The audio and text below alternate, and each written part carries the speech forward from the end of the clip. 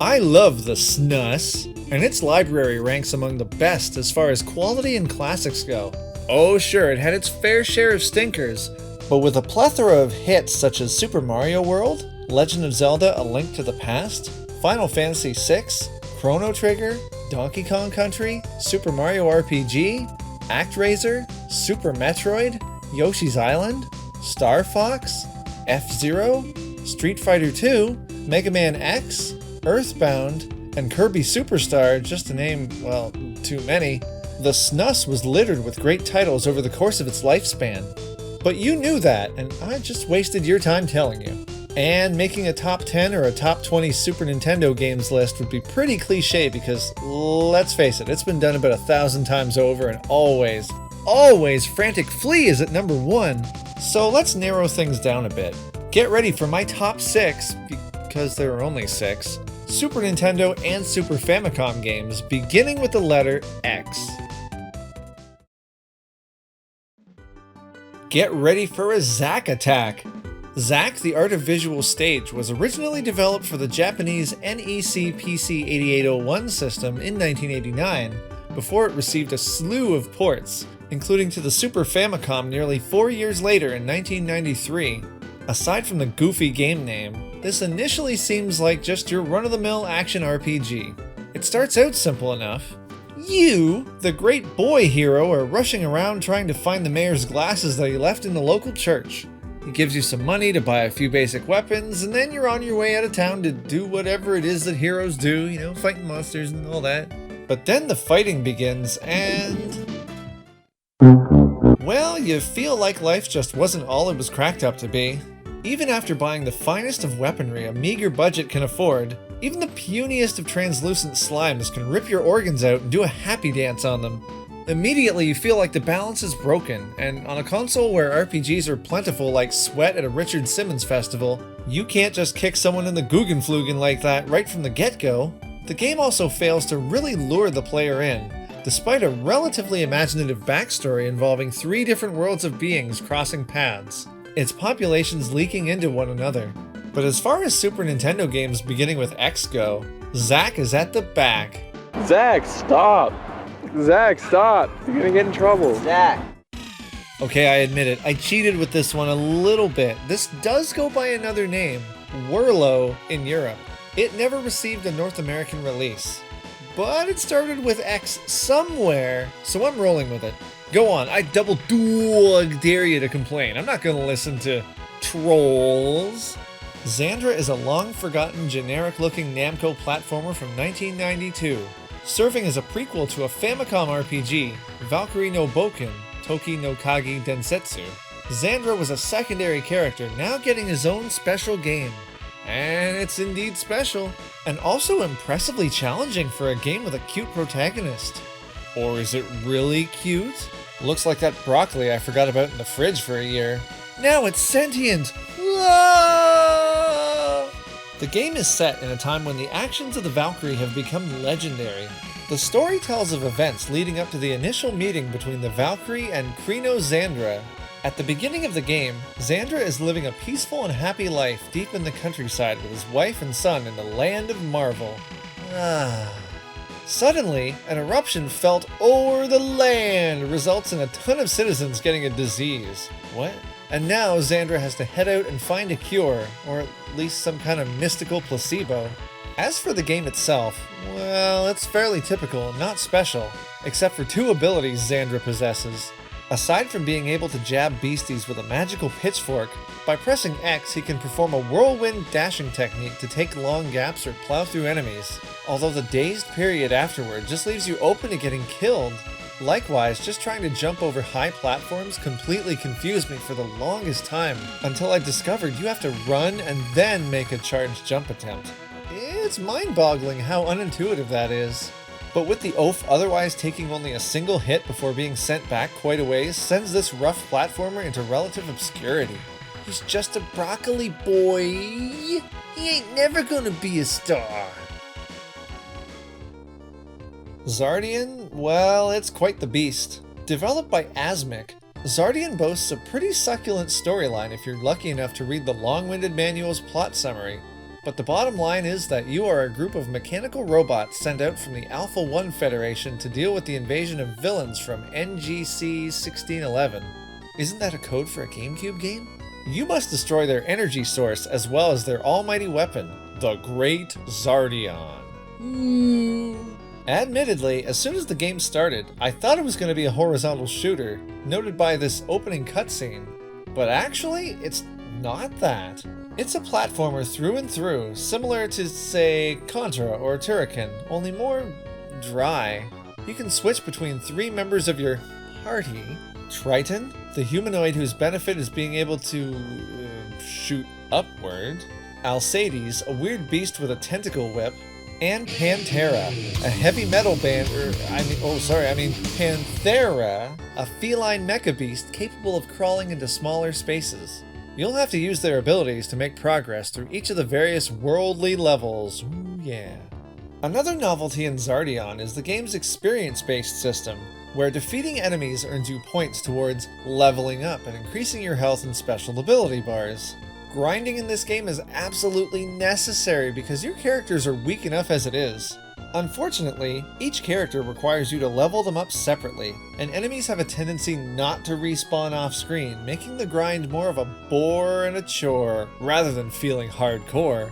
In boss battles, I felt incredibly weak and probably should have fleshed out my bots more. Zardian's a neat little nugget on the Super Nintendo, and it tried to do something different, but quite frankly, a straightforward run-and-gun would have actually done the trick a little bit better. Why am I so weak? I hope you've been enjoying this top 6 list, but I'd like to take a moment to talk about this video's sponsor. Nothing at all! Xzone sounds like the cheesiest name for a video game, but the game itself is far from cheesy. In fact, it's not bad at all.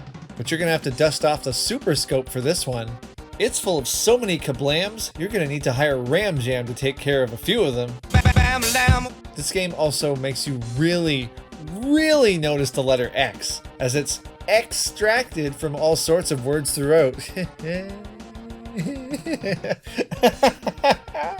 I'm gonna read the manual's mission statement, word for word, and then you'll see that the cornball name doesn't match up with the hardcore severity. Unknown circumstances have caused the nation's automatic defense mainframe computer to malfunction. Infiltrate the extermination zone around the highly fortified research center and download systems shutdown sequence into central biocomputer. Regain control of the defense system before computer-controlled missile launch and satellite attacks can begin total global extinction. Oh, Kemco, what are you talking about?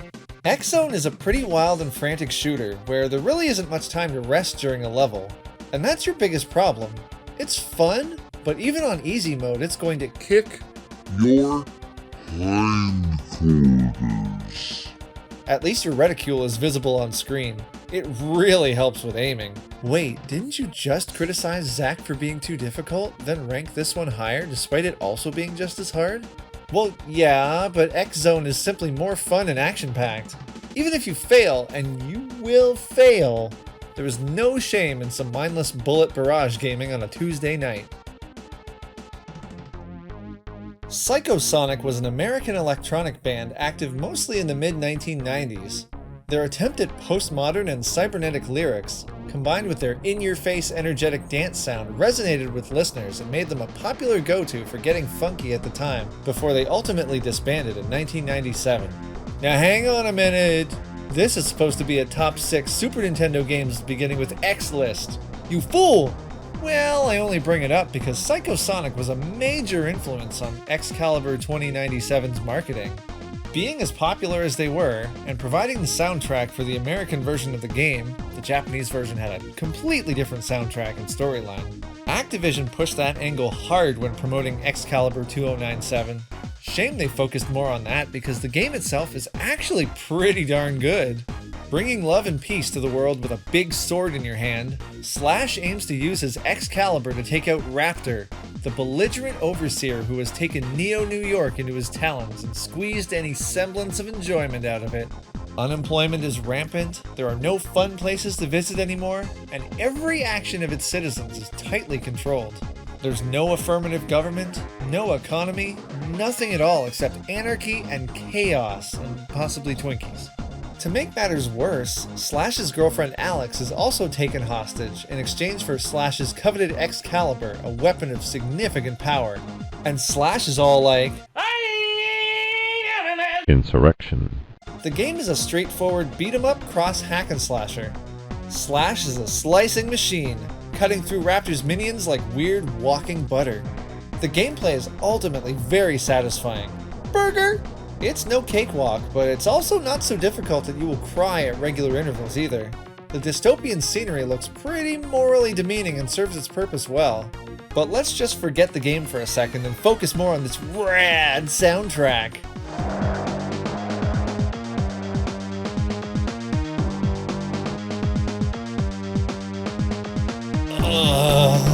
Should I play or should I dance? And at number 1...